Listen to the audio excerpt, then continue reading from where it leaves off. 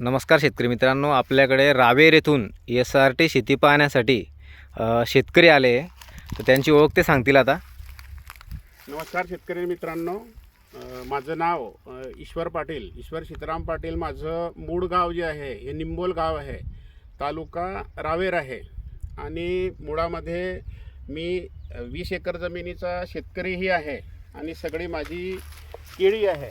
आणि दुसरा बिझनेस म्हणजे माझा जैन टिश्यू कल्चर, जैनचा ॲथोराईज मी डिस्ट्रीब्युटरही आहे.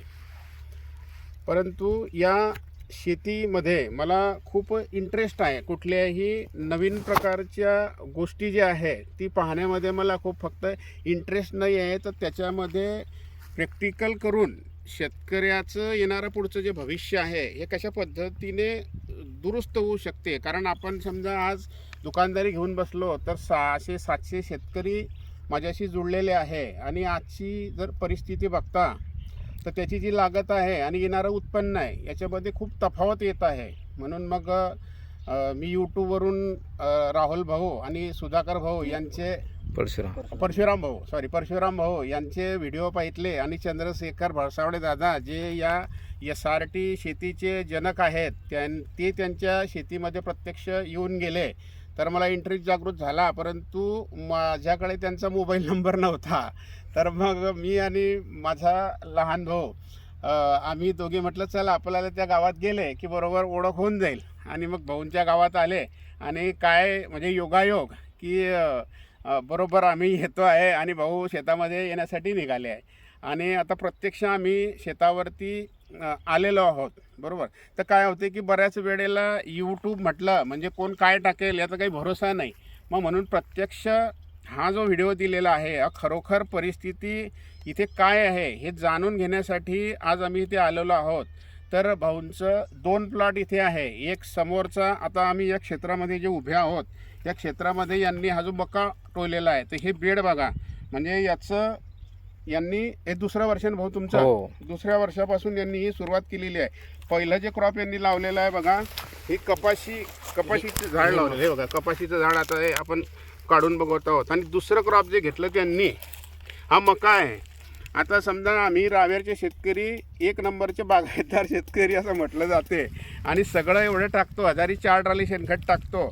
पण तरी पण समजा आता मी 20 वर्षापासून शेतीही करतो आणि व्यवसायही करतो. पण हा एवढा जो जाड स्टेम आहे याचा जो दांडा आहे तो मी अजून पाहिलेला नाही आहे. म्हणून हे भाऊंनी मला व्हिडिओवर सांगितलं की 60-65चं उत्पन्न आम्हाला आलं. पण मी समजलं की बा ह्या निव्वळ ॲडव्हर्टाईज करण्यासाठी गोष्टी असतील, म्हणून प्रत्यक्ष जाऊन पाहावं म्हणून आज मी आलो. आणि प्रत्यक्ष परिस्थिती मला अनुभवायला येते आहे. आणि एक समजा एक क्रॉप कपाशी, त्याच्यानंतर मका, आणि मग यावर्षी भाऊंनी परत हे कपाशी लावलेली होती बघा. आता कपाशी यांनी कट केलेली आहे. आणि जस्ट किती दिवस झाले भाऊ? 10 दिवसाचा हा मका आहे बघा तुम्ही. आणि याच्यात म्हणजे आश्चर्य करण्यासारखी गोष्ट ही आहे की यामध्ये एकही गॅप मला दिसला नाही. आम्ही 5 मिनटापासून ते शोधतो आहे की यांनी लावलेल्या मक्याच्या मध्ये कुठं गॅप फिलिंग आहे का, तर एकही नाही आहे. आणि नवीन प्रयोग म्हणून त्यांनी एका जागेला 2 झाडं लावलेली आहेत. आणि त्याचं जे जर्मिनेशन आहे किंवा त्याची जी उगवण आहे, आता जनरली 5व्या दिवशी मका हा निघून येतो, बरोबर आहे. आणि आज बघितलं तर याला 10वा दिवस झालेला आहे बघा तुम्ही. 1, 2, 3, 4 आणि 5वं पान आहे. आणि त्याची जी क्वालिटी आहे, जसा एखादा उमदा तरुण शेती करायला लागतो तशा पद्धतीने त्याची जी चाल आहे आणि अप्रतिम आहे. आणि प्रत्यक्ष कसं आहे, कुठलीही गोष्ट तुम्हाला प्रॅक्टिकल करायची असली तर तुम्ही त्या शेतकऱ्याकडे जाऊन, कारण तो मध्ये दादा भडसावडेदा सांगतात की त्या AC मध्ये बसणारा जो ऑफिसर असतो तर त्याला काही अर्थ नाही आहे. प्रॅक्टिकल स्वरूपामध्ये मी का आलो, कारण मी सुरुवात केली आहे थोडीशी. आला का भाऊ? मी सुरुवात केली आहे. पण मग खरोखर आता लोक म्हणतात की ते तुम्ही मारलं तणनाशक की किडीचं रिझल्ट कमी होऊन जाईल, बरोबर. मग ती मला कळी करायची आहे, कारण मी केळीचा शेतकरी आहे. 50 लाख रुपये मी दरवर्षी टिश्यू कल्चरचे विकतो. मग त्या शेतकऱ्यांना ही टेक्निक जर आपल्याला देता आली तर त्यांचा जो खर्च आहे, लागत खर्चच कमी होऊन जाईल. म्हणजे केळीमध्ये एवढी मोठी प्रगती होऊ शकते. त्या अनुषंगाने थोडासा प्रयोग व्हावा म्हणून मी भाऊंकडे आलेलो आहे.